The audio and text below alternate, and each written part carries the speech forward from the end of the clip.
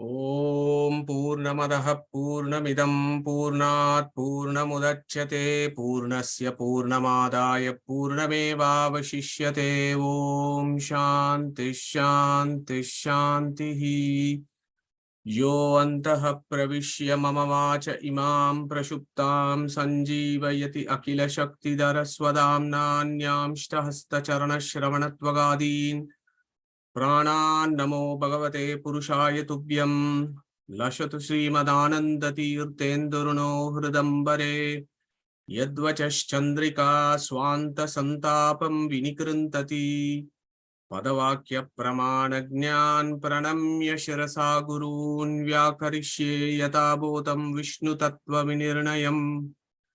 So good evening, good morning, and good afternoon to folks for the 15th part of Isha Upanishad. Let's dig in straight. So what have we been doing? We'll be doing the last khanda, the Sakshatkara, the event of Darshana of Svayambu or Manu to Yagnavalkya Paramatma. So this is a very significant event in Svayambu Manu's career. As you know, he is the person who is in charge of this Svayambu Manvantara. And his Manvantara is under threat from Asuras, and he has gone to his grandson, who is Yagnavalkya Paramatma, to support him and protect him. So last week we did Hiranmayena Patrena Satyasya Abhihitam Mukam Tattvam Pushan Apavrunu Satyadharmaya Drishtaye.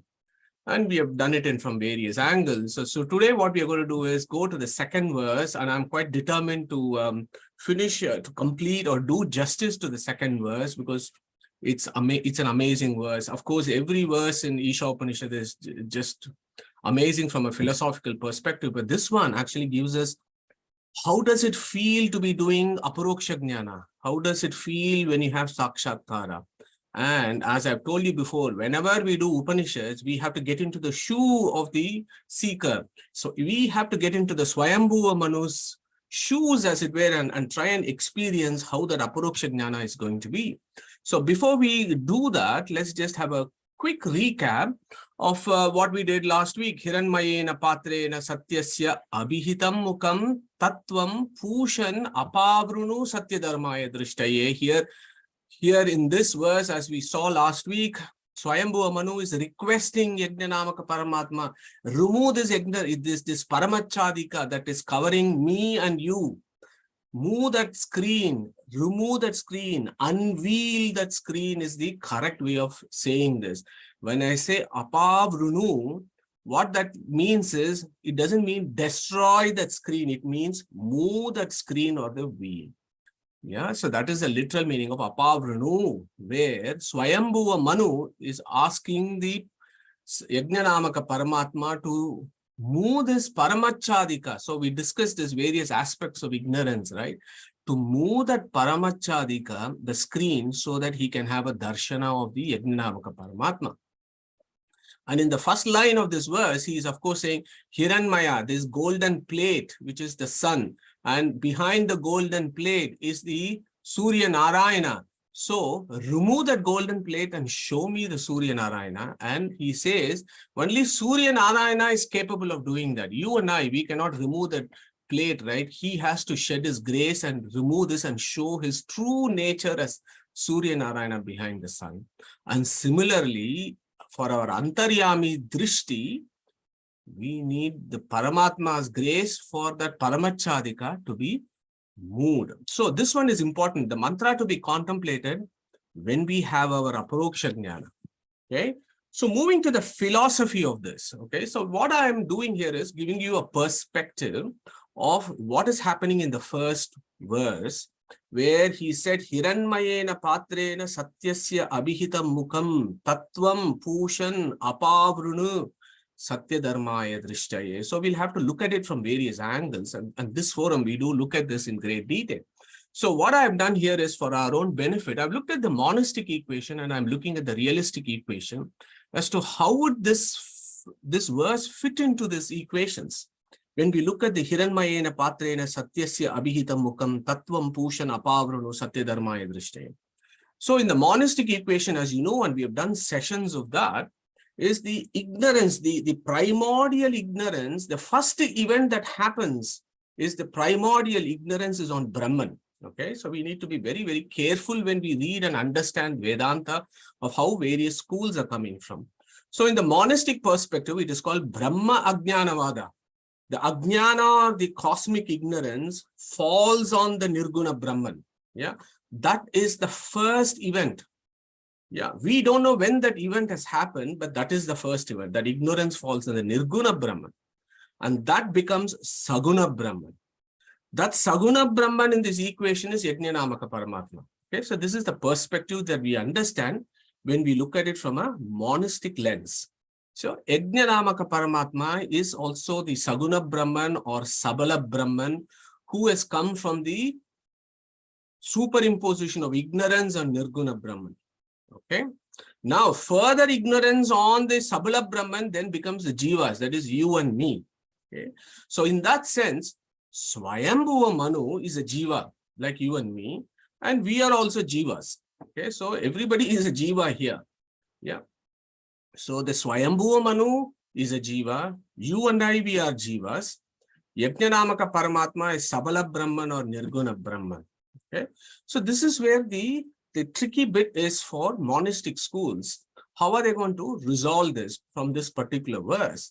Because what does this verse say? Svayambhu Manu, who is Mithya, who is a Jiva that actually does not exist, is actually asking Sabala Brahman, who is Yajnanamaka Paramatma, and he is asking Tat Tvam Pushan Apavranu. You are Pushan, your other name is Pushan. Please, can you remove this? So here a Mithya Jiva is asking a Mithya Sabala Brahman to remove that wheel. Okay, so that Satya Dharmaya Drishtaye. So that is the literal sense, and there is no controversies here. That is what is going on in this verse. But we know from the monastic schools, and again, go back and do your own chintana on this. In the monastic schools, you don't need a grace. You don't need Sabala Brahman's grace. Please remove this wheel. There is no grace there. Knowledge of Brahman, the knowledge that I am Brahman, is all that is required to remove the ignorance so that you realize you are Nirguna Brahman. So that is the fundamental equation of monastic or Advaita Vedanta or Mayavada. Okay? And I'm putting this here because I'm looking at this verse from a monastic equation and see how he fits, how does it fit in? And I'm having challenges because there is no need for divine grace in this equation. But Swayambhu Manu is asking for divine grace from Yajnanamaka Paramatma. Okay, so we cannot get away from that. And also, you don't need a divine grace in this equation at all. All that you need is the knowledge that I am Brahman, and then immediately Swayambhu Manu becomes Nirguna Brahman. Okay, so that is the monastic equation. So when we look at the realistic equation of what's going on here, the realistic equation says the Ajnana is not on Brahman, Ajnana is on the Jiva. It's called Swabhava Ajnanavada. It is falling on the Jiva, not on the Brahman. Okay? And there are various types of ignorance that falls on the Jivas. Jiva is eternal, Brahman is eternal. This Jiva is eternally dependent on Brahman. And this Brahman, because of his Achintya Adbhuta Sakti, there is this eternal dependence of this ignorance on the Jivas. Okay? So what are those ignorance? And we've discussed this last week. Jivachadika, Paramachadika, and the ignorance that we control the material components of this universe, that sense of independence and identifying with the material body. That is also an ignorance that leads to samsara. And our ignorance of us not having our own swabhava jnana. So that is called bhavarupa jnana. And then you have this paramachadika or the wheel that covers between the jiva and the Brahman. Okay, so this is the equation that operates in the realistic schools of philosophy. Okay. What is the jiva like you and me we are supposed to do? When we are in this creation, we have to do our sadhanas, remove our karmas, and then, still our mind and do all this shravana, manana, dhyana, niti dhyana, where you still your mind, think about the Paramatma, etc. And then you will have your self-realization, and then you have the God realization. Okay, so that is the equation for you and me here, that we are in this situation. Swayambhu Manu is in a slightly different league altogether. He is a aparoksha jnani to start with. Okay, he's got his jiva. So he doesn't have bhavarupa jnana in the sense that he knows what he is. He is an aparoksha jnani. Yes. But the Aparoksha Jnani's wheel is also, it's a temporary thing. It opens and closes and opens and closes. Okay. So here in this situation, Svayambu Manu is requesting the Yajnanamaka Paramatma, please unveil yourself to me through your Achintya Adbhuta Shakti. Okay. So he is asking divine grace in this equation so that he can have darshana of the Supreme. Okay. So that is the differences here. So I hope you're able to appreciate the monistic equation and the realistic equation. And in the realistic equation, the ones, the lowest of the low jivas like you and me who are going through samsara, and the 10th rank in the Vedic pantheon, which is Swayambhu or Manu, who is an Aparoksha Jnani like Indra and everybody else, but his Paramachadika, in the sense that he is not constantly seeing the Yajnanamaka Paramatma. The folks that constantly see the Paramatma, Shastras tell us, are what we call as the Parashukla Trayas in deep philosophy, which is Chaturmukha Brahma and folks around him. They are the ones that are able to see. Okay. Whereas Swayambhu Manu may have a temporary vision, and here he is asking for, can I see you? Can you protect me? Okay, so I hope this makes sense. So the realistic equation is actually for us. And how are we doing this? And here the Katha Upanishad verse comes to a great rescue here, isn't it? So we all know this verse. Atmanam ratinam viddhi, shariram ratamevata, buddhim tu saratim viddhi, manaha pragraham yevacha, indriyan hayanahuhu, Vishayanteshu gocharan, indriyan, atma indriya mano yuktam, bhokteriti ahur manishina. So we are all in this chariot called the body. Sense organs are the horses, mind is the rein, intellect is the charioteer, and the jiva is the rider here in this horse, and we make our decisions, right? Either we go to prayers and stuck in samsara, or we go to shreyas, towards Paramatma, do our sadhanas, and eventually we do that niti dhyana, and that is the complete control of the mind, as how some of our acharyas tell us, blanking of the mind, complete stillness of the mind, which is so important during dhyana. That is the complete control of the material mind. When that happens, the third eye opens. That is called the awakening of the Jiva Swarupa, or self-realization. And at that point, again, it is only when we have our self-realization, the Jiva Swarupa itself, the Atma Swarupa is the vehicle and the intellect and the mind and the Indriya in this equation. Okay, so there are two different things going on here. There is the material mind, Indriyas, etc., and there is the non-material, eternal Jiva Swarupa and its own Indriyas. And this is important because when Swayambhu Manu is having this vision, he's not seeing it with material eyes, or he's not seeing it with anything material. His own Jiva Swarupa is seeing the Paramatma, because only a non-material entity can see a non-material entity, period. And that we know from various sessions, and that's what Krishna has also told us, that material eyes cannot see Paramatma because he is non-material. Only a non-material eyes can see the Paramatma, and that non-material eye is the Jiva Swarupa itself. And what does this Jiva Swarupa do? It sees its Antaryamin, who is non-material, who is inside the Jiva Swarupa itself. That is the Bimba Sakshatkara, or the Aparoksha Jnana, that is actually going on here in this particular verse. So that is what is going on here. And I've made it very clear, and we are all there can be no arguments here. At every stage of our game as journey of souls, we need divine grace. Without divine grace, nothing is possible. Okay, so that is the realistic view on this. Okay, and again, the same thing, Katha Upanishad has also told this. Yesha sarveshu bhuteshu guda atma na prakashate drishyate tu agraya buddhaya sukshmaya sukshmadarshibhi. Material mind is not going to be able to see this. We can see it only through sukshma. Sukshmaya sukshmadarshibhi. The sukshma, the Jiva Swarupa, only has to see its Antaryamin. This is what Aparoksha Jnani Swayambhu Manu is seeing at this point of time.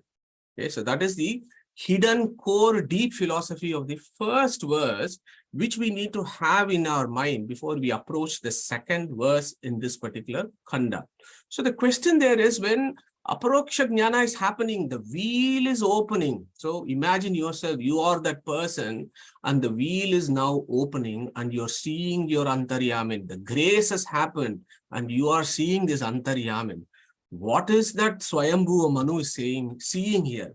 He immediately says, Pushan, Ekarshe, Yamasurya, Prajapatya, Vyuha Rashmin, Samuha Tejaha. Yatte Rupam Kalyanatamam Tatte Pashyami Yo Asau Vasau Purushaha So Ahamasmi. This is the profound verse that Swayambhu Manu is saying, as we have learned from our rishis, yeah, Dadichi, etc. Yeah, he is immediately naming 5 folks here. So you look at the numbers. So this is what I want to deal with over the next 15-20 minutes. The first line of this verse. Swayambhu Manu, when he is having an aparoksha darshana, he is actually looking at this Paramatma and he describes him and gives him 5 names. Not 2, not 3, not 6, only 5. Okay, so I'm going to pause here for a minute. Can anybody take a guess? Why has Swayambhu Manu only given 5 names here? Anybody want to contribute here? Okay, no problem. So 5. Why 5? I'll come to that in the next slide. You need to hang on and stay with me for the next few minutes. So he's saying Pushan, Ekarishi, Yama, Surya, Prajapatya. So those are the 5 names he's given. Remember, here there is an aparoksha jnana that has happened, and Swayambhu Manu is seeing this Yagnanamaka Paramatma. He is not saying Yagna, Vyuha Rashmi. No, he is saying 5 names. So first thing we have to realize here is contextual relevance. The contextual relevance is these are not some other guys. These are Paramatma's name that Isha Upanishad is telling us. Yeah, Pushan can be one of the Adityas. Ekarshi was a Rishi who was very famous in the Atharva Veda. Yama is our friend in Katha Upanishad. Surya is the one that we see, Surya Devata, Surya. Prajapatya could be, there are 9 Prajapatis. It could even be Chaturmukha Brahma. It could be anybody else. But those guys are not being described here.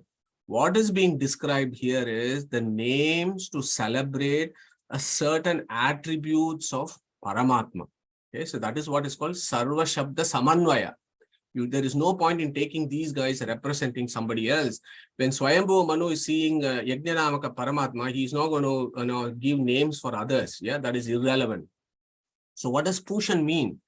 Pushan means Poshane, that which is a nourisher. Purna, Pushan comes from Pusha, Purna, full, Purna. Pushan means that which is full. And of course, the Shanti mantra for this Upanishad is what? Purna Madaha. Ekarshi, what does Ekarshi mean? Ekarshi could be a name of a Rishi of the Atharva Veda, but no, Vedas, as you know, is 100% etymological.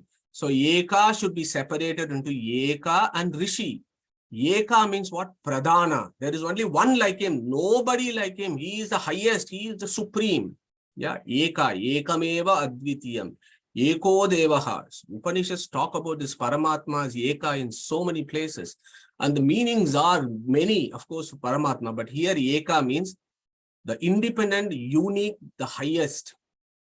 Rishi comes from Risha Dhatu. Risha Dhatu means Jnana.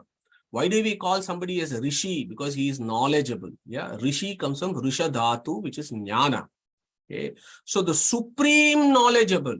Okay, so that is what Ekarshi means, the omniscient. The supreme knower is called Ekarshi, or the omniscient. So he is seeing this Paramatma and he is saying, O Purna, O omniscient. Yama, Niyamana. That is the etymology there. The Niyamana, Yama. Niyamana means my controller. He says, Oh, the infinite, the omniscient, my inner controller. My inner controller, who is the judge of all, who is the witness, who is the judge of all. And then he says Surya. The Surya there is not the sun. Suri Ya. Yeah. Suri Gamya. Suris are what? Suris are the wise or the knowledgeables. So the ones, the wise and the knowledgeables, they seek him. Okay, so that is the one, that is the meaning of Surya. Those are all you and me. We are all Suryas, Suris. Yeah. The goal of the Suris or the wise, that is thy devotees. And who is the highest among the devotees? Hiranyagarbha, Chaturmukha Brahma, or Mukhya Prana. So they are the highest among devotees of the Yajnanamaka Paramatma. So in that sense, Surya is all the Satvika Jivas whose goal is it to reach him. And who is the highest among those who have the goals to reach him? Prajapatya. Prajapati. Prajapati is Chaturmukha Brahma. So the goal of Prajapati Hiranyagarbha, who is Chaturmukha Brahma, is Yajnanamaka Paramatma, because we know from the Srimad Bhagavatam very first verse, Tena Hridayadi Kavaye. Yeah, so the Supreme Lord gives him the knowledge of the Vedas to whom? To Chaturmukha Brahma during creation. So the one that seeks, the highest among the souls that seeks this Vishnu is called Prajapatya. So that is what he is saying here. Pushan Ekarshe Yamasurya Prajapatya. Here, look at this. Prajapatya there is another interesting thing, because we need to go to our very first slide, very first session where we looked at the genealogy or the family tree of Svayambu Manu. Svayambu Manu had 3 kids, right? And I've got 3 daughters. One daughter is Akuti. Who is going to tell us who the other 2 daughters are, please? Any answers? Who are the other 2 kids of Akuti, Prasuti? Brilliant. Thank you so much, Sheilaji. Perfect answer. So, Devahuti, Akuti. Yeah. So, Akuti is one of the daughters of Swayambhu Manu. Akuti marries a Prajapati called Ruchi. And their son is called Yagna, who is Prajapatya. Okay. So, this Yagna is what? Yagno vai Vishnuhu Taitreya Aranyaka. Vishnu Sahasranama. Yagna is the name of Vishnu Sahasranama. In Purusha Shukta, Yagnena Yagnam Ayajanta Devaha. Who are these Devas? They include Swayambhu Manu. So when you compare with others, it all beautifully falls into place that our Swayambhu Manu is looking at Yajnanamaka Paramatma and he is celebrating them in 5 names. So still we haven't touched upon why 5 names. Could have been 3, 4 or 6, right? Here is the answer for that. And what is the answer? The 5 forms of the Vishnu, the Vyuha forms, the 4 Vyuha forms and the Mula Rupa forms the 5 forms. And that is what Yajnanamaka Paramatma, the Swayambhu Manu is seeing as he goes through Aparoksha Jnana. In fact, the Shastras tell us, as we, you and I, at some point when we have our Aparoksha Jnana also, because our body is covered by these 5 layers and each layer has got correlated to a particular form of Paramatma, and I'll come to that in a minute, that as we remove our material wheel and see the Paramatma, we go through stages. We see Aniruddha, we see Shankarshana, we see Pradyumna, we see Vasudeva and Narayana. So that is the higher levels of philosophy there about why 5. Aniruddha.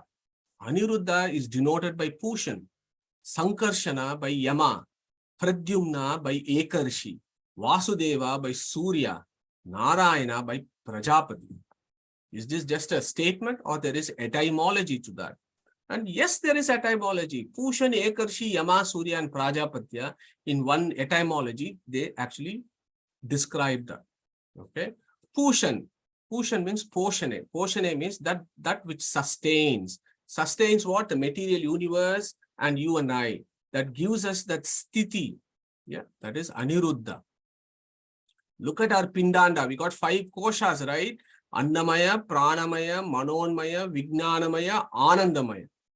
The Anandamaya kosha, Taittiriya Upanishad tells us the Abhimani of that is Aniruddha. Anna. Anna is that which gives us Poshane, maintains us. Yes, that is Aniruddha Namaka Paramatma. Eka Rishi, I've told you in the previous slide, Eka plus Rishi or Sarvajna. Okay. Pradyumna, look at Dyumna. Dyumna means light. Light means what? Knowledge. Pradyumna, Prakrishta Dumna, that is Eka Rishi. So that is Sarvajna. It is only a Sarvajna who can create this world. Atato Brahma Jignasa is the definition of Veda Vyasa. Why he has said that? Because only an omniscient being can do that. A Sarvajna only can create this massive universe. So Pradyumna indicates the Srishti Karana. Yama is the Nasha, yeah, that there is no when we die, when the body is shed, Yama's fellows are there. Nasha is destruction. Look at Sankarshana. Karshana means destruction. So the destruction, that form of the Lord that controls the destruction is called Sankarshana. So in these three sequences, Sthiti, Srishti, Sthiti and Samhara is what our samsara is, right? And in these three states, we go through three states of consciousness. Jagrati, Swapna and Sushupti. These are all the three states of consciousness that we go through. But when we are liberated, we attain the fourth stage of consciousness. So who is going to tell us what is that fourth stage of consciousness? Anand. It's called Turiya. Turiya, fantastic. So the Turiya stage, the fourth stage, the Moksha Sthiti, Vasudeva is the controller of the fourth stage. We have done it in Mandukya Upanishad, as you know.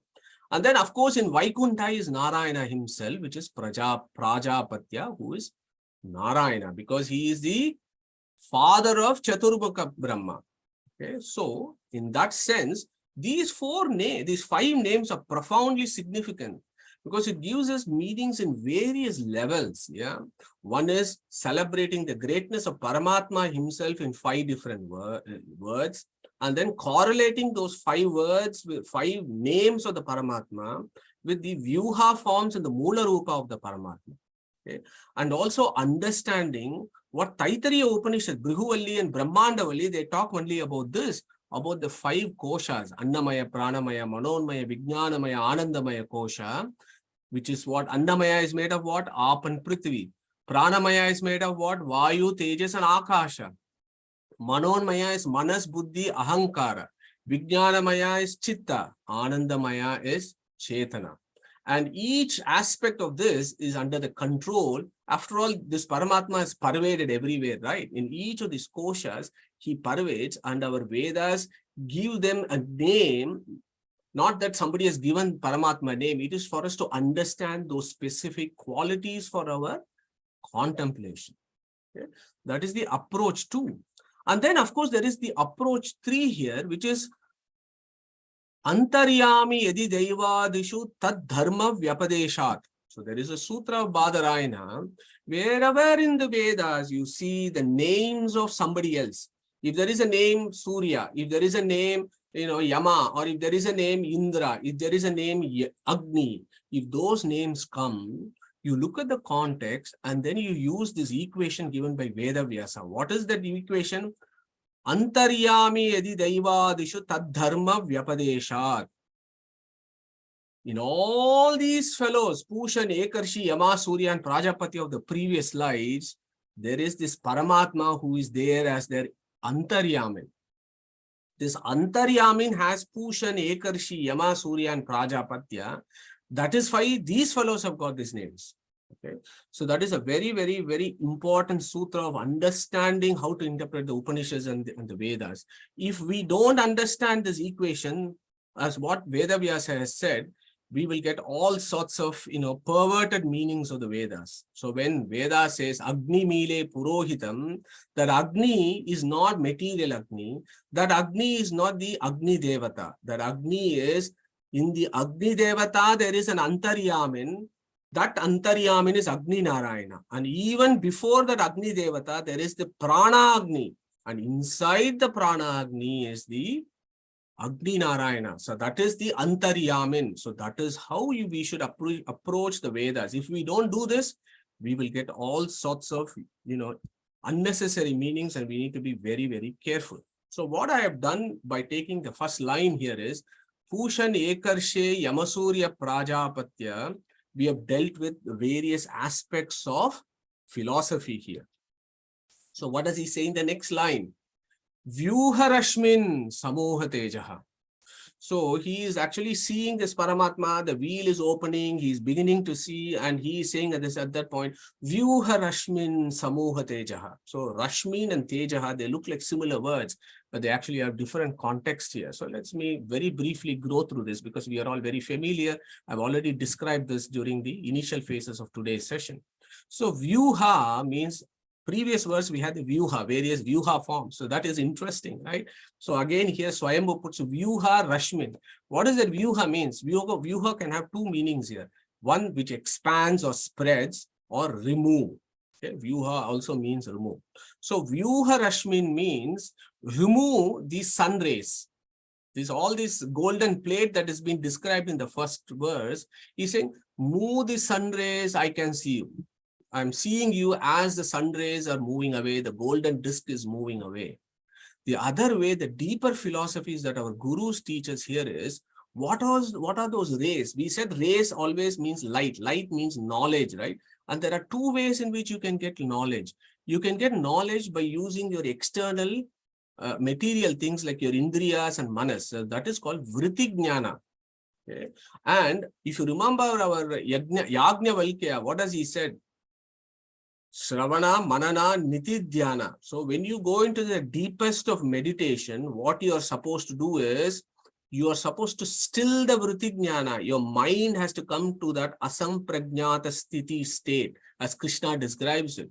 When you have that state, the third eye opens and then you start seeing, you have a self-realization, and then through the grace of Paramatma, you are able to see your antaryami. So that is what Svayambu Manu is saying when he says Vyuha Rashmin means remove this vritti jnana, still my mind. Let me expand my self-realization so that I can use my material indriyas to see you. Samoha Tejaha. Okay. Increase my knowledge of the Paramatma or my antaryami. Okay. So that is the beauty of this verse, and we are all familiar with the steps as I've showed you in the very first layers as to how this process is. This is the process that is described in the Vedas. Shravana, Manana, and Dhyana, using our material things that we have, using this sadhana sharira, but then go a next level. Yeah, with the sadhana sharira, you go towards Shreyas. But the next level is when you do your Niti Dhyana, use your jiva itself as the chariot. Use the jiva's mind itself as the rein. Use the jiva's intellect itself as a charioteer. And use the jiva itself as the rider and head towards Paramatma. So that is what is the meaning there. So second line is also fairly easy for us to navigate. Okay. Pushan Ekarshe Yamasurya Prajapatya Vyuha Rashmin Samohatejaha. And the next one is beautiful. And he says, Yette Rupam Kalyanatamam Tatte Pashyami. Okay, so when this is happening, imagine this is all we need to get into Swayambu as Manu shoes, right? And when this is happening and the screen is coming out, Yagnanamaka Paramatma, our Swayambu Manu is then seeing this Yagnanamaka Paramatma. This is an important line in this particular verse. Yette Rupam Kalyanatamam Tatte Pashyami. And where is he seeing this Yagnanamaka Paramatma? Not somewhere in the street. No, he's seeing him inside him. He's seeing his antaryamin. And he's saying, Yette Rupam Kalyanatamam Tatte Pashyami. Okay, so let us look at this very, very important line. So what is going on here? I split it out. Yet te rupam kalyanatamam tat te pashyami. Okay? There are two te's here. So for those of you interested in grammar, this becomes very important. And of course, without nirukta and vyakarana, you cannot read the Upanishads anyway. So you look at this, there are two te's and they cannot have the same meaning. Yeah. Te means yours. Okay, so they. Okay, so that is a literal meaning. Yatu means what? Rupam, your form. Kalyanatamam, most auspicious. That Kalyanatamam Rupam, te, through your grace, I am seeing or I wish to see. For us, I wish to see. For him, he is seeing. Pashyami. Yeah. So what is he saying? through your grace. The words are supremely clear in this line that the grace is absolutely essential. If somebody says knowledge alone is liberating, good luck to them. Yeah, that is not going to happen. Grace is 100% required, says the Upanishads everywhere. So that is described by Te. Through your grace, I am seeing. What am I seeing? I am seeing this Kalyana Tamam Rupam. Look at that. He has not said Kalyana Rupam. He has not said Kalyana Tara Rupam. He has said Kalyana Tamam. He has used the most superlative language that you can use in Sanskrit. Not Kalyana, not Kalyana Tara, but Kalyana Tamam. What is Kalyana? Kalyana means most auspicious. Kalyana means auspicious. Yeah, marriage is supposed to be auspicious. That is why it's called Kalyana. Okay. So Kalyana Tamam, most auspicious form. Rupam means what? Form. So this is what the Vedas are saying. The Apaurushya Veda. The Apaurushya Veda of Shukla Yajur Veda called Isha Upanishad.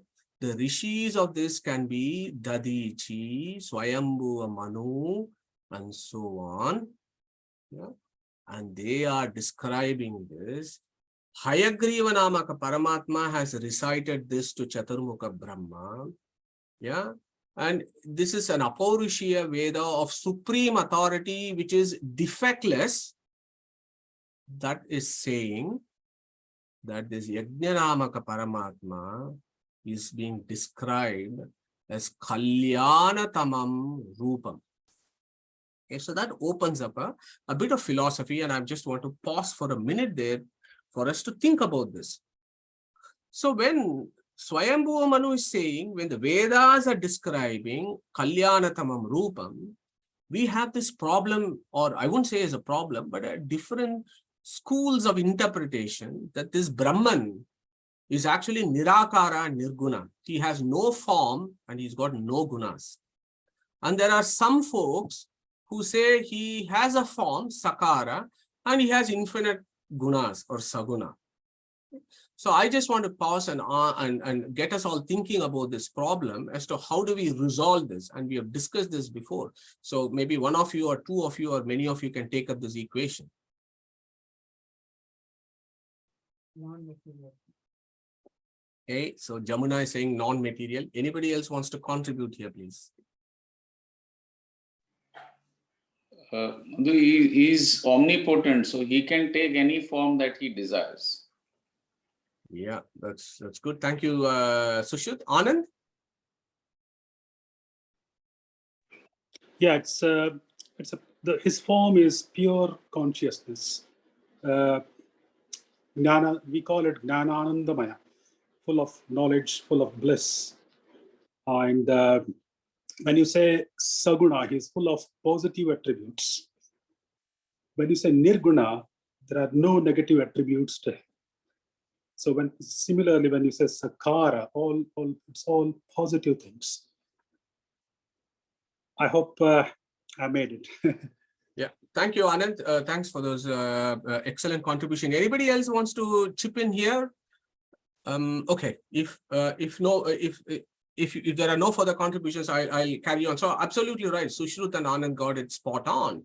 So when I say Nirakara, I don't mean he is formless. I mean he doesn't have a material form. When I say he's Sakara, I mean he has non-material form. Yes, he is limitless, but as Sushrut said, our Vedic Brahman is not only omnipresent, he is also omnipotent. And by his omnipotency, which the Shastras describe as Achintya Adbhuta Shakti, he is able to take a form for our benefit. Yeah, this is the point here. He doesn't need to take a form, but he takes a form for our benefit. That is his grace. That is what the Acharyas describe as to why do Paramatma takes avatara and come here? Not because he's got something to achieve. No, it's for our benefit he is here. Okay. Similarly, he takes a form so that we can, limited beings like us, can look at this and contemplate. He is unlimited. We are limited. How can the limited see the unlimited? No. But because of his grace and Achintya Adbhuta Shakti, he takes a form. When I say Nirguna, it means he doesn't have any material gunas, or as Anand, how Anand measured, he doesn't have any defective gunas. When I say Saguna, I mean he is the abode of infinite auspicious attributes. After all, the very first verse was what? Hiranmayena patrena satyasya abhihitam mukam. If you remember last week, we looked at that satya and we looked at so many meanings of that satya. And one of the meaning of satya is what? Sat, ti and ya. Yeah. Ya, yapayati, jnana. Ti, tati, ananda. Sat, nirdushta. No defects. That being which is jnananandamaya, which is what Anand was describing, is exactly what Svayambu Manu has said in the first verse. So he is jnananandamaya and he is the abode of infinite auspicious attributes. So from that perspective, he is both nirakara and sakara. He is both nirguna and saguna. It depends on the angle in which you look at it. But from a Vedic perspective, this cannot be a complete formless zero entity. So that will be a travesty of interpretation of Vedic philosophy. He is not a zero, attributeless, formless, some useless entity. No, he is a very dynamic personality. He is a dynamic personality is the Vedic view, certainly from most schools of Vedanta that I am familiar with. So when Svayambu Manu says, Tat yat te rupam kalyanatamam tatte pashyami. Okay. So there is another point here that I just want to remind us, because we have done what? We have done Gayatri mantra, right? So there is an important verse in Gayatri that reminds us of this. This kalyanatamam is a very, very important idea. The reason why I say this is, if we constantly contemplate this Brahman as Nirguna, absolute zero, formless, he is useless, he doesn't even know he exists. That is Nirgunatva. Okay. Fundamental definition of Nirgunatva is zero, qualityless something that does not even know that it exists. If we keep on doing such an upasana, we will also become that. I don't want to be a useless, completely zero entity. Yeah, because our Shastras has said that, isn't it? Whatever you do upasana, that you get. But if you do the upasana, he is Jnananandamaya. I will also get my Jnananandamaya in bliss. Okay, so that is the view there. So that Kalyanatamam brings up those ideas. And the same Kalyanatamam is also recited in Gayatri. So can somebody recite the Gayatri? Last week we didn't have any volunteers. So this week I really would want one of us to recite the Gayatri mantra and we take up that word there. Who wants to go for this? Anand, go for it. Om Bhur Bhavasvaha Tatsaviturvarenyam Bhargo Devasya Dhimahi Dhyo Yonah Prachodayat. Thank you very much. So look at that word Bhargaha. Bhargaha. What does Bhargaha means? Bhargaha means just not light. Yeah. Bhargaha is an etymological word. Acharya says Bharati Jnana Rupatvat Bhargaha.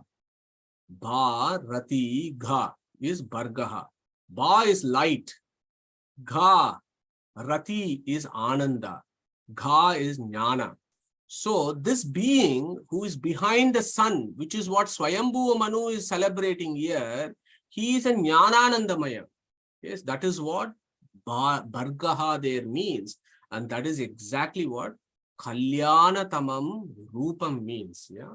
So again, beautiful lines, but gives us a profound sense of philosophy there, that our Svayambu Manu is looking at this Paramatma and he says, Yatte Rupam Kalyanatamam Tatte Pashyami. By your grace, I am seeing your great Rupa, which is Jnananandamaya.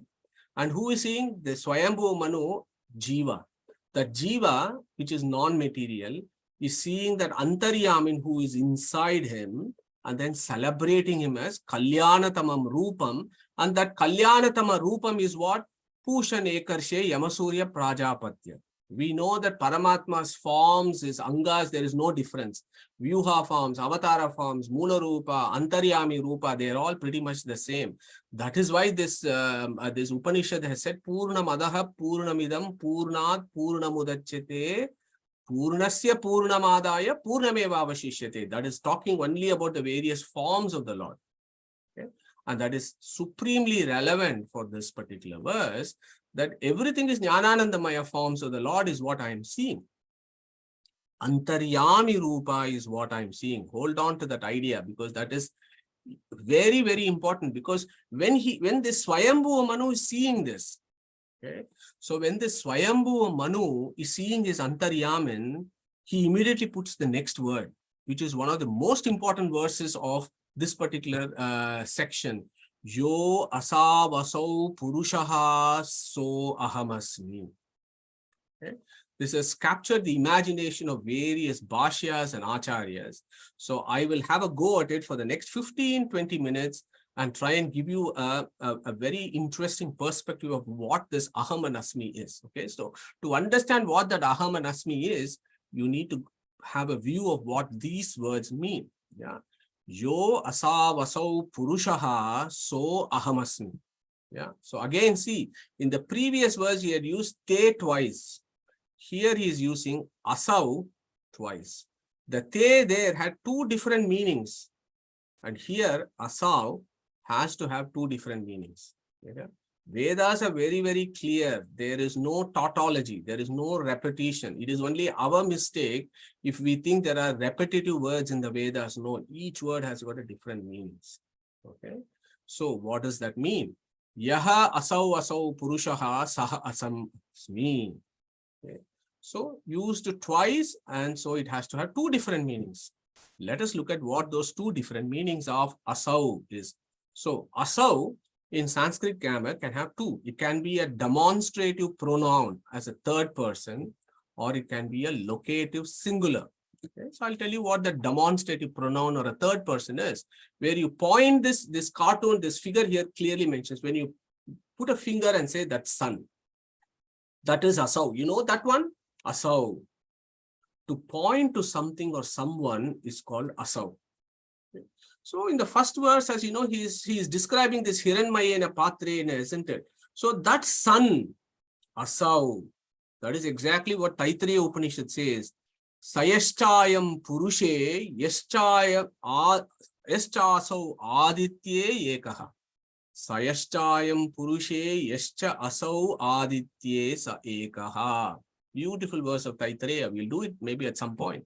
So yes, yat cha ayam.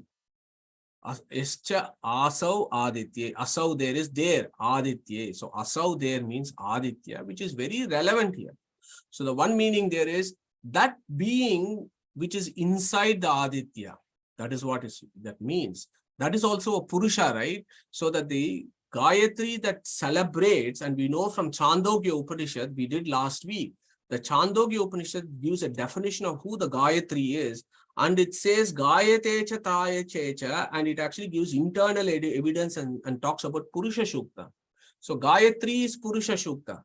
Yeah. So Purusha is what? Purushohavai Narayana, Mahanarayana Upanishad. So that same Purusha is what Yajnanamaka is saying. Yaha asau Purushaha. Yeah. That one that is inside the sun, that Purusha. And then there is another asau, right? Locative singular. Asu. Asu, asau. That which is inside the asu. Okay. So this is deep philosophy here. What does that asu mean? Aitareya Aranyaka. Sa esho asuhu. Sa esho pranaha. Okay. No ifs, no buts. Very clear from internal evidence within the Vedas itself that asu means prana. Sa esho asuhu. Sa esho pranaha.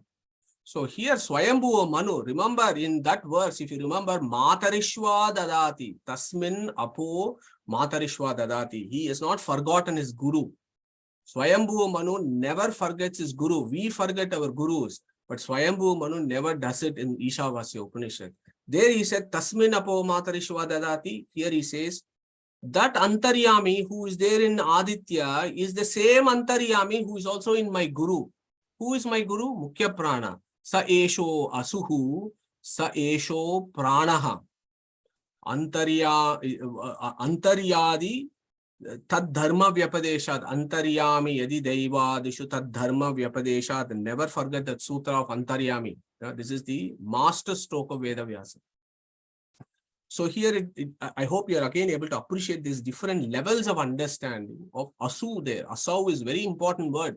Yo asau purushaha so ahamasmi. Okay, he says, you are inside that sun and you are also inside that asu. Okay, that is what he's saying. Asu, you are inside that asu or mukhya prana, or some folks name mukhya prana as vayu. Asau, inside prana, that is as pranas antaryamin. So this is an important upasana. Okay, the reason why I say that is Yama in Chandogya Upanishad in something called Hamsa Gayatri, and I just want to remind you that we did that 4 or 5 months ago, maybe 6 months ago. What is that Hamsa Gayatri? It starts where Yama teaches Nachiketa and says the most important pratika of worshipping the Paramatma is as pranas antaryami. The most effective base for the meditation of Brahman. Hamsa suchishat, vasu antarikshasat, hota vedishat, atitir dronashat, drushat, varashat, rutashad, vyomashad, abja, goja, rutaja, adrija, rutam brihat. I think we spent 3 weeks talking about this. Hamsa Gayatri of Katha Upanishad, where Yama says the most important pratika is Hamsa Suchi Shat. Suchi, pure being. Sat, Sidati, dwelling.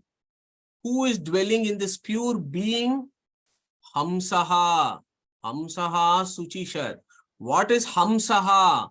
Ha, ma, sa. Ham means what? Hana. Hana means what? This one doesn't have any defects. M means emphasizes. Saha, Sarabhuta, Saratvat, full of auspicious attributes.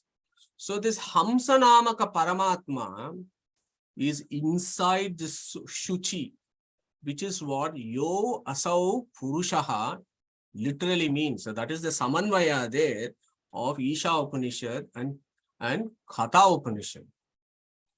Okay. Paramatma is called Ham and he is called Saha, Saratvat. That is why he is called Hamsaha. And if you remember, and I think Pratnesh also did a session on meditation and so on in the pranayama and so on. So we said because this Hamsanamaka Paramatma is inside this Mukhya Prana is also called Hamsa. Okay? Exactly like Pushan, Yama, Surya, Aditya, and everybody. Yeah. So Ham is inspiration, Saha is expiration, Prana. Okay? So he is inside. So remember this Katha Upanishad verse, never forget this. I recite this Hamsa Gayatri every day when I walk from my car park to my workplace. I always do that because it takes 10 minutes to walk. And I recite Hamsa Gayatri because it's so beautiful. So this Ham is Paramatma. Now here is a beautiful analogy in that section. We are called Aham because we are full of defects. In that interpretation, okay, this Ham is defectless. We are Aham because we got defects. The reason why I'm saying this is there is this word Saha Ahamasmi coming up next. So I just wanted to give you that link to that. Okay, so hope this makes sense because he has said Anejad ekam manasa javiho nainad deva apnuvan purvam arshati taddavato anyan atyeti tishtat tasmin apo matarishva dadati. That's what he said in the 4th verse, right? Matarishva. And we did the etymology of Matarishva and established that Matarishva is what? Nityashaye Ashapta Shivashu Matrushu as Matarishva, which is described in the Balikta Sukta for the 3 incarnations of Vayu. That is the Mukhya Prana there. Yeah. So we should never forget those links. So this Hamsa mantra is, so this tells us this Hamsa mantra is completely etymological. Some of you may be aware of these mantras. Hamsa Soham Swaha. So that is a mantra that is said. Hamsa Soham Swaha. So that is fully etymological. So the Hamsa, there is Paramatma that I have said. That Paramatma is Saha Aham. And he is Swaha. Why? Swa plus Aha. Swa is what? Swatantra. And he is also outside as Ahaha. And here Aha, Aham, he is inside me. Okay, so all these ideas are profound ideas of Vedic philosophy. Hamsa Soham Swaha. So when I think about Yo Asa Vasau Purushaha, So Aham Asmi, I need to have this background, because what is Yagna Namaka Paramatma saying here? The most efficacious base for the meditation of Paramatma is prana. Who is that Antaryamin of prana? He describes it as Purusha. And we don't have to go through the 8 or 10 different etymologies of Purusha that we have discussed. All that I want to pick up is Purishete Purna Shadgunatvat. Purishete means he who is inside a Pura. This Jiva is the body for Paramatma, and he is inside it as its Antaryamin. So he is called Purusha because Purishete, and he is Purna Shadgunatvat. He is full of Kalyanatamam. Okay? So that is very clear of understanding what is going on here. Yo asau asau Purushaha. So he is looking at his Antaryamin. Okay? And then he is saying, So Ahamasmi. Okay? So I had to do all this to come to this point, and I probably will spend the next 10-15 minutes and close today's session, because this is a very, very important set of words. So Ahamasmi. So far he is saying about his Antaryamin. Okay, he's saying, you are inside me, you are this, you are also inside in this Mukhya Prana, Purishete, and so on. And now he's putting a very puzzling word, Saha Ahamasmi. Okay? Some folks think that I am you. Okay, that is their problem, not my problem. I'm going to go with pure Vedic interpretation with Vyakarana Nirukta and establish what that So Ahamasmi actually means. So the first thing we need to understand here is Svayambu or Manu is a Devata, and the Shastras talk about Manushyotamas, Rishis, and Devatas. They all three have capacities to do different types of upasanas. Manushyotamas do upasana in Agni, which they think it is that Narayana who is outside. So they do upasanas outside. Rishis do dhyana and do upasanas inside. Devatas do dhyana everywhere. Okay, that is their capacity. Think about these ideas about Manushya, Devata, and Rishi, because Upanishads talk about these three folks all the time. Our Guru Svayambu Manu is Antarbahishta Tat Sarvam Vyapya Narayana Stitaha. He is a Vyapya Upasaka. He is thinking about this Brahman everywhere, who is pervaded everywhere and also inside him. Okay. And he is contemplating, and again the contextual relevance is he wants to be protected by the Asuras. So these backgrounds are very important before we understand what is this Ahamasmi. Because Svayambu has said, he said so many beautiful things here. Yo asau vasau Purushaha. And then he's put a very puzzling word for us to scratch our heads. Ahamasmi. Okay. So this Ahamasmi is a very, very important words in the Upanishad. It comes in so many places, and I think it is important it is out there and people actually understand what it means, rather than looking at some superficial transliterations and making up their own airy-fairy philosophies. Ahamasmi has got profound Vedic philosophical interpretation. So what is it? Ahamasmi comes in Ishavasya Upanishad. In Chandogya Upanishad, Purusho drishyate so ahamasmi sa eva ahamasmi iti. Brihadaranyaka Upanishad. Tasya Upanishad ahariti tasya Upanishad ahamiti. Aitareya Upanishad. Sahovacha tvam eva janiyamiti tam indram uvacha prano va ahamasmi. Our famous Brihadaranyaka Upanishad of Aham Brahmasmi. Brahma va idamagra asi tadatmanam yeva avet aham brahma asmi. In fact, here aham brahma asmi is put 3 times. And here pratipede aham manuhu abhavam suryascha iti. Yeah, so there are all these words, And sometimes I really feel disappointed when folks look at it so superficially and come with some crazy ideas that they are not putting in the effort to understand the deeper philosophies of what this actually means. And what I want to do is spend the next 10 minutes to tell you about what that aham actually means and asmi actually means. Because here, Svayambu Manu, what is he doing? There is this real universe that the asuras are trying to destroy. And he is a jiva, and he is looking at, he is asking for this Yagnanamaka Paramatma to show him. He's saying, remove this plate, remove this Paramachadika, show me this. And when he's doing all these upasanas that he's done for the last 14 mantras, is he going to say, mate, now that you have shown me, you and me are the same. Yeah, give me a break. That is not the deeper levels of philosophy that our acharyas describe. There is something much more profound, and it needs to be contextually relevant. Prakaranat, Veda Vyasa. Unless we see the contextual relevance, we can never understand what the Upanishad said. Just taking this So Aham Asmi outside without the context of the last 14 mantras, or taking this Aham Brahmasmi without the context of what this, Brahmanam is actually talking in Brihadaranyaka Upanishad, it is not scholarship to understand the meanings of these verses. So what does that mean? Saha Aham Asmi. Okay. I've got two ideas here that I want to describe. One is the Vedic etymology of what aham means. Yeah. Aham cha asau aheyataha. Yeah. Aheyataha is the etymology of aham. Heya means what? Hatum yogyam heyam. Heyam means that which can be discarded, that we can get rid of. That we can get rid of is heyam. Hanyamanatvat ham. That which can be discarded is ham. We can discard our car. We can discard this house.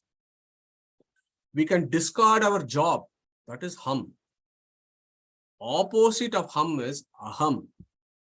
Aheyatvat aham. Aheyatvat aham nama. That which is undiscardable is aham. Our antaryamin is undiscardable, is the profound statement of Vedic philosophy. That antaryami Paramatma, who is inside us as our jiva, is undiscardable. He is always with us. Dva Suparna Sayuja Sakaya. Period. There are two birds. One is the antaryamin, one is the jiva. The jivas are called aham because aham namaka Paramatma is inside it. Exactly like how I have described Pushan, Surya, etc. This aham namaka Paramatma is inside the jiva as its antaryamin. That is why he is called aham. So, aham is a secret and a sacred name of Paramatma. Let us not make the mistake of actually assuming I am that Paramatma. That will be a sad state of affairs. And Asurya namate lokaha andena tamasa avrutaha. Svayambu Manu has actually censured us. So let us think about this when we are doing contemplation of Isha Upanishad. So aham is a secret name of Paramatma. So what does asmi then mean? Asmi sarvada asti iti meyam. Yeah, that this Paramatma who is aham, undiscardable, he knows himself as a Purna always. Brahman is always aware or conscious of its eternal existence and perfection. That is what aham brahma asmi mean. That is exactly what purushaha so aham asmi mean. I told you purusha means purna shadgunatvat. Brahman means what? Atakasmad uchyate brahmeti bruhanto hi asmin gunaha. That which is full of gunas. Purusha means that which is full of gunas. And this Brahman who is inside you as your antaryamin always knows that he is perfect and full of infinite auspicious attributes. And if you do your upasana, considering that Brahman, your antaryamin, as completely full, then you reach your Purnatva. Evam Veda aham Brahma asmi iti sa idam sarvam bhavati. Okay, that is the meaning of Brihadaranyaka Upanishad. Okay, so these two becomes important. Aham and asmi. So that is what Svayambu Manu is saying. Okay. Here I want to give you another, we may have dealt with this slightly differently, but I'm giving you another idea of the unified views of ancient philosophies of this world. Yeah, like Judaism, like Zoroastrianism, okay? And where they talk about this aham. Yeah, and that tells you how ancient these ideas of God as aham is. Okay? I am not God. God is I am. God is aham. Judaism, Old Testament, Exodus, chapter 3, verse 13 and 14. What's happened here? There is a bush. There is fire in the bush. Moses is seeing this Paramatma in this bush. Agni Namaka Paramatma, he's seeing there. He needs to rescue the Israelites from the pharaohs in Egypt. He is talking to this Paramatma. What is the dialogue that is going on? And Moses said unto God, behold, when I come unto the children of Israel, and shall say unto them, the God of your fathers hath sent me unto you, and they shall say to me, what is his name? What shall I say unto them? That is what Moses is asking this Paramatma. When I go to this Pharaoh and say that, oh, please release the slaves or Israelite slaves in Egypt, the king is going to ask me, who has sent you with all this? What name should I tell him? Paramatma says, and God said unto Moses, I am that I am. And he said, that shalt thou say unto the children of Israel, I am hath sent me unto you. So in Judaism, Torah, one of my colleagues is a Jew. So we actually had a discussion about this. He actually bought the Torah text to work, and we were actually looking at this Torah text. What does it say in Hebrew? Ehe, Esher, Ehia. I am is the most sacred and the secret name of Paramatma in Judaism, okay, in the Torah. In fact, the Jewish philosophers celebrate Paramatma with 7 names. And one of the names is I am. Ehe, Esher, Ehe. Judaism is an ancient philosophy that has the same approach of this Paramatma as Aham. Look at Zoroastrianism, the philosophy of the Persians, very, very ancient philosophy. Hormetz Yasht is the text. Zarathustra, who is their prophet, he is having a conversation with Paramatma, and Zoroastrian call their Paramatma as Ahura. Ahura Mazda. Ahura is the name of Paramatma in Zoroastrianism. They are having a dialogue. Then spake, let me get this internet right. Then spoke Zarathustra. Tell me then, O pure Ahura Mazda, the name which is thy greatest, the best, the fairest, and which is the most efficacious for prayer. Thus answered Ahura Mazda. My first name is Ahmi, I am. And my 20th name is Ahmi Yad Ahmi Mazdo, I am that I am. In Avesta.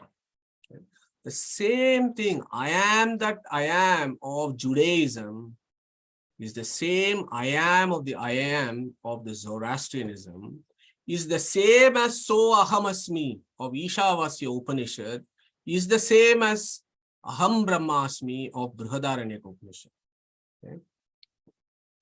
So here is another idea here. So this is the comparative philosophies of ancient traditions. The Samanvaya of Shastra is not only actually within the Vedas. The Samanvaya of Shastra is everywhere. It all depends on how you look at it. Okay? And I've just given you 2 examples of Judaism, Zoroastrianism, where Aham is a Paramatma's name. I am not Aham. Aham is Paramatma's name. Yeah, it will be very, very unfortunate if we think I am that Brahman. Let us not do that, because all the world philosophies don't do that. And our Vedic philosophy is the most ancient, and it doesn't do that. Okay. Look at this another thing. I hope you will find the unity of thought among great ancient philosophies. Okay. I told you about Aitareya Aranyaka, right? Sa esho asuhu, sa esho pranaha. I told you about the names of God, Aham, Asmi, Purusha, and Brahman. Look at this etymology of Vayu or Mukhya Prana, Asu. Asu comes from the root word As, Asudhatu. What does that mean? To be or to breathe. Asu means life, breath, or prana. Asura. Asura means, in Isha, it depends on Asura how you split it. If you split Asura as A plus Sura, that is a different meaning. But if you split that word as Asu plus Ra, that gives you an entirely different meaning. And that is the greatness of Sanskrit philosophy and etymology. So when you split this Asura as Asu plus Ra, what is Ra? Ramate, who takes delight in. Okay. It is Asu in whom the Lord takes delight, and through whom and by indwelling in whom the whole universe is created. Okay. That is the deep meaning of what that Asura actually means. Asura is a name of Paramatma. Okay. So don't confuse it with Asura or the demons. In the deepest of philosophies, Asura means Paramatma because he is inside Asu and he is full of Ramana or Ananda. That is Asura is Paramatma. Yo asau purushaha so ahamasmi is Asura. Okay. Go to Zoroastrianism. What is the name of the Paramatma in Zoroastrianism? Ahura. The principal name of the deity in Zenda-Vesta is Ahura. Look at Ahura and Asura, and in the Persian language, wherever S is there, they can never say S, they'll always say H. And that is why Sindhu became Hindu. Okay. Similarly, the Asura of our Vedas, which is Paramatma, becomes Ahura of the Zoroastrian faith. And in fact, Max Muller's contemporary called Spiegel, he actually has this opinion, and I'll read it out. I found this beautiful book, The Fountainhead of Religion by Ganga Prasad in 1927. He describes what Dr. Spiegel talks about this Ahura. I'll read it out. Spiegel is of the opinion that the word Ahura, the principal name of the deity in Zenda Avesta, is identical with the meaning of the word Jehovah of the Catholic faith. Ahura, he says, as well as Ahu, means the Lord and must be traced back to the root Aha, the Sanskrit As, which means to be. So that Ahura would signify the same as Jehva, he who is, Aham. Yeah. So when you do all these comparative studies of unity of thought among great ancient philosophies, they all celebrate this Paramatma as Ahamasmi. Yeah, they all celebrate as Ahamasmi, this Paramatma. So let us not, my humble plea here, after us doing this deliberations for 3.5 years, we've been studying the Vedas, let us not commit that grave mistake of assuming ourselves as Brahman. Yeah, that is a serious flaw, because all great ancient philosophies talk about Aham as Aham Namaka Paramatma, Ahmi as an Aham Namaka Paramatma. Yo vasa vasau purushaha so ahamasmi. Okay, so that is how this verse ends. And look at the natural progression of this verse. As soon as he talked about asau, yeah, what did he say the next word? Vayuhu, anilam, amrutam, ata idam, basmantam, shariram, om kratosmara krutam smara kratosmara krutam smara. That is the very next verse. Okay. No confusions there as to what is the line of thought of Svayambu or Manu. We can pluck words and make our own airy-fairy philosophies. That is unfortunate. But what we should be doing as serious seekers is understand these words in context, do comparative studies of the philosophies of the world, and understand that the primary message of Vedic philosophy is theistic philosophy. There is one Paramatma, Eko Devaha, Sarva Bhuteshu Gudaha, and there are infinite souls. There is one Paramatma, there is the real universe, and these souls need to work out their salvation to reach this Paramatma. The summum bonum of Vedic philosophy from this verse is theistic philosophy of the Vedanta. It is not a nihilistic or an idealistic philosophy. We should reject that. It is a theistic philosophy of Vedanta that gives us hope for salvation. Okay, so on that note, I'm closing today's session. And Krishna Pranamastu. It was a lot of information. So hope that you want to, contemplate, think about these profound verses of what Aham, Asmi, Purusha, and all that. That is why this important Jagati Chanda's verse in Ishavasya Upanishad is there. So think about all this for the next few weeks. So I just want to, before we close this session, I just wanted to tell you that for the next 3 weeks, I'm traveling. I'm doing a lot of international travel for the next 3 weeks. So I'm going to kind of pause for the next 3 weeks. And on the 16th of July, we have Suresh Kankanwadi ji coordinating Gita chapter 18, part B. And then after that, I should be back in Nottingham, and then we'll carry on with these sessions. Okay. On that note, Krishna Pranamastu. Any questions? We can take it up today. Namaskara. This is Prakash. Prakash, yeah, go for it. So it's interestingly you said that the Asura, and then you gave that one who takes delight in Mukhya Prana, I mean the Vayu. But that is not the interpretation taken by the Zoroastrian, even though they take that I am, and also the Swan. So that is where we kind of differ between them. They might have told the God concept, the name or the Aham, but with respect to Mukhya Prana, I mean, have you ever had more insight on in that? Yeah. So Prakash, a very interesting question. So yeah, it's great that you brought these issues out, because I think, for example, even if you take the Judaism, they say I am that I am is a secret name of God. Okay, but what I haven't found, but maybe there is an explanation, but I haven't found it yet, is why is God called I am? Why is Paramatma called Aham? Yeah, that there is no description of why he is called Aham. To understand why he is called Aham, you have to go to Vedic philosophy to understand Aheyatvat Aham Nama. Similarly, as you rightly pointed out, I haven't found those evidence. Maybe it is there, I don't know. But Ahura, Asura, and they have those ideas that Ahura is Paramatma. For Vedas, Asura is Paramatma. But from a Vedic philosophy, we think Asura is Paramatma's name because he is Asu and inside that Asu. So those are all the beauties of Vedic philosophy. Maybe that information is out there that some of us have not been able to access it. But that is how I see it, Prakashi. But you are absolutely right. They may have taken the words, but they may have looked at it from an entirely different word. They may have their Kabbalistic interpretation of that. Exactly how we use our Nirukta and understand these words. They also have their Kabbalistic interpretation. But I'm not aware of the concepts of prana. But what is important here, and that you will, some folks talk about this, is the messenger of God. Okay? So the messenger of God, who is the primary messenger of God, is there in all of world philosophies.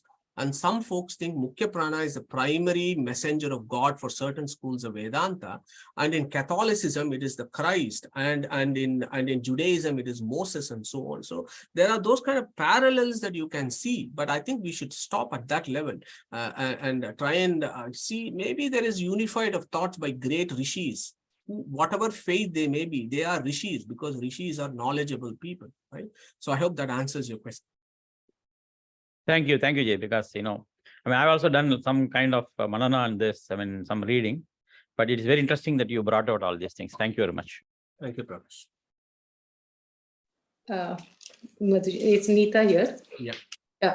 Just that the etymology of Asura, it reminded me of that shloka, Narayanam Suragurum Jagadekanatham Bhaktapriyam Sakalaloka Namaskritam Cha Traigunya Varchitam Ajam Vipumadhyam Isham Vande Bhavagnam Amaras Asura Siddha Vandyam. So Asura word comes there. So whether that description there was for the Asuras also pray to Narayana or whether it is Vayu. So second interpretation is quite interesting. Yeah, sure. So I think in the Isha Upanishad itself, Neetaji, Asuras also pray to Narayana. How do they pray? They pray, they prove it as Asambhuti Upasana, as what the Isha Upanishad talks about. They say that this fellow destroys me, this fellow destroys me. That's how they do the Upasanas. That's why they go to Andhatamas, is what they say. So Asuras are also doing that way. But that Asuras are not looking at the real Asura in the right sense. That is their problem. Yeah, Anand. Thank you very much. That was an excellent rendition of the Ishavasya Upanishad. My question is surrounding this. It's not a question, it is a comment about Aham and Asmi. In day-to-day life, we use the term I. like that, the first person. We get that right to say I because of aham and asmi. Because aham is present in me, I get that liberty to say I. Is that something similar to what you said? Yeah, sure, Anandji, very eloquently put, because my own astitva, right? Me as a jiva is there because that aham has allowed me to exist as a jiva. Even my eternal existence of jiva is eternally dependent on this Paramatma who is inside me as aham.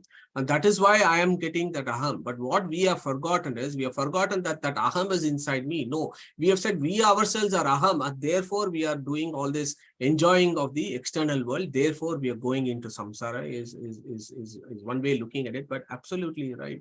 Because this aham is inside me, that is why I am existing. That is why I am dependent on this Paramatma. So that concept of dependence is a recurrent theme, right, in certain schools of Vedanta. Thank you, Anand. Okay, brilliant. So if there are no further questions, so we will catch up with these Upanishad Chintana again in the last week of July. So I'm taking a break for 3 weeks, and I'm looking forward to Suresh's Gita 18. So please participate actively in that very interactive, and they are very popular sessions, the Gita Chintana interactive session. So we'll see today, and we've also had lots of new folks joining us. Anand, welcome to the group. And please also spread the word for folks who are serious seekers to join these forums for interactive discussion. So on that note, Hare Krishna, and take care, everyone. Shri Guru Om.